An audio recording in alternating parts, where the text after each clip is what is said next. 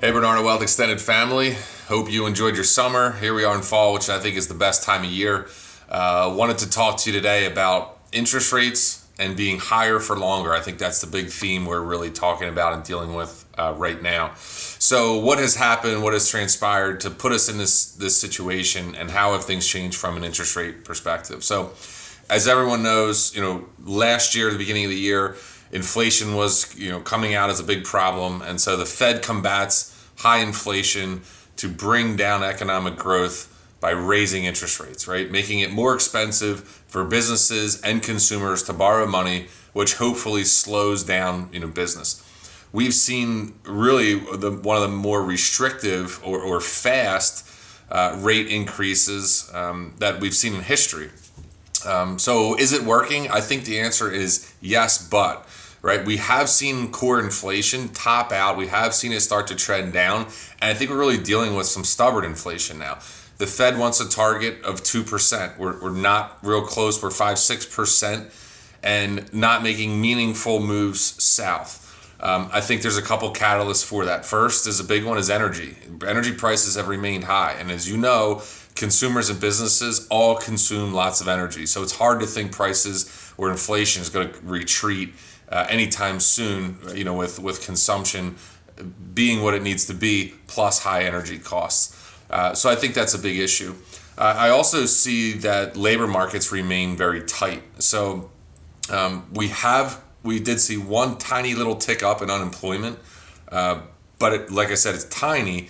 And as it relates to the overall economy, that's a part that is going to continue to drive inflation, or at least keep it where it is. And if you think about it, it makes sense. Unemployment typically is a leading indicator to recession. Unemployment should go up, therefore recession tends to follow. We haven't seen that, which is why I still believe we're in for a soft landing, that we're not heading towards a meaningful recession, that the Fed is going to land the plane softly, which means growth, subsides, but not to the point that we fall into recession. So if an employee, right, loses a job and they can't get back to the workforce, what happens, right? That becomes an issue. They run through savings. They have to maybe borrow money on credit cards, so their debt increases meaningfully, and their cost to borrow is much higher. And that cycle continues, and that can slow down the spending or economic stimulation in the market. We're not there. We're not seeing that. So that's another reason why I think we're going to plateau. So the higher for longer, I think, is very real. Interest rates have come up. I think we're towards the top end of the cycle. The Fed said last week they're going to pause. I think we could get one, maybe two more little bumps end of this year, early next year, as we continue to get this choppy inflation data. But realistically, we're at the top end of this range, and we're going to sit on this plateau for a little while.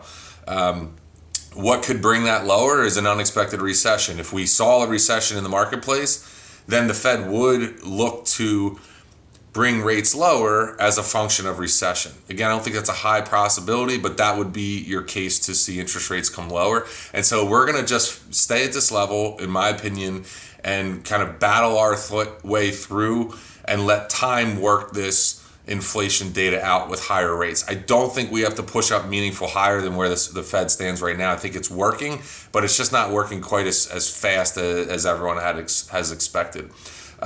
In terms of, some things out there that look okay, earnings seem fine. Valuations in the marketplace on the tech side are back to being a little stretched, but everything else seems to be fair and reasonable.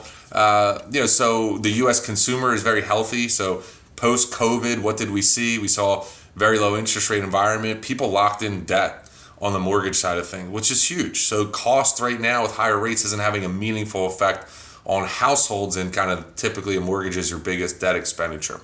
So I think that's good. Savings rates are still high, although they're starting to come down now with, inflation and cost. So ultimately, our perspective is, that we stay high quality, especially on the stock market side. We're still primarily invested in the U.S. and in large caps. Keep our risk low while we go through this period of time. We're never going to try to time the market and say time to go to cash or time to go to all stock. We're going to build that right allocation for you through planning, and then we're going to manage through those areas of the market based upon what we see and risk on, risk off. So that's where we sit, right now.